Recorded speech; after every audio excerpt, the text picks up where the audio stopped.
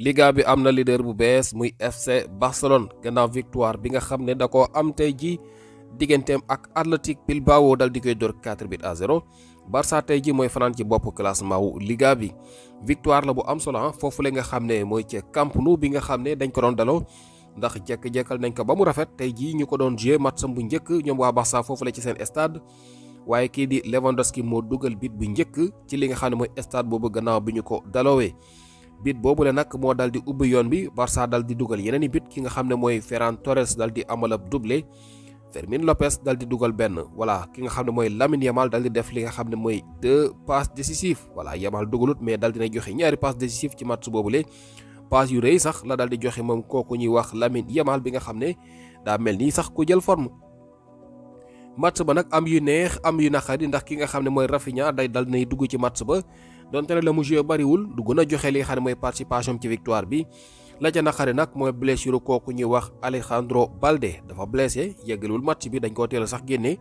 voilà mu mel ni benn mi-temps bi képp la football léegi nag gaañu bu ndax lu grave la am garaawul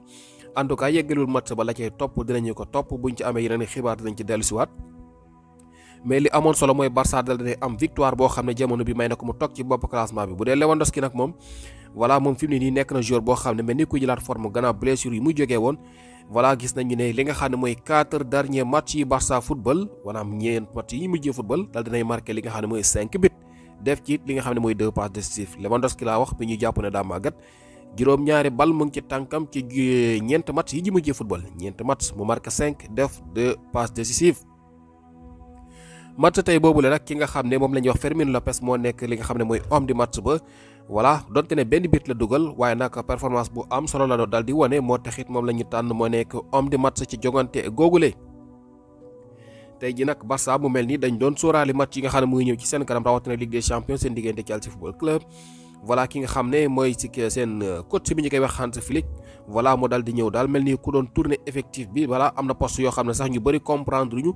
ñu fa tegoon waaye mel na ni xam na la mu doon def ndax gagné na match ba yàq na tactique gu coach ba nga xam ne moom la ñuy wax Ernesto Valverde voilà naka noonu it ñoom ñu daal di cee jëlee carton rouge ndax joueur bi gën a aay ci équipe boobu di Bilbao ñu koy wax Sunset muy seen joueur bi gën a xarañ dafa daal di am carton rouge tey yeggalewul match ba voilà ki nga xam ne nag mooy Iñaki wala Nico Williams voilà daal di joué ci match ba ñu doon xaar mu def dara waaye moom it mu mel ni doxul tey jii mu mel ni stade boobu di Camp Nou dañu ko yooxoo ba doyal ndax ñoom ba tey jii mel ni seen xol féexagul ci ñàkk signé ga ma fa ñàkk signé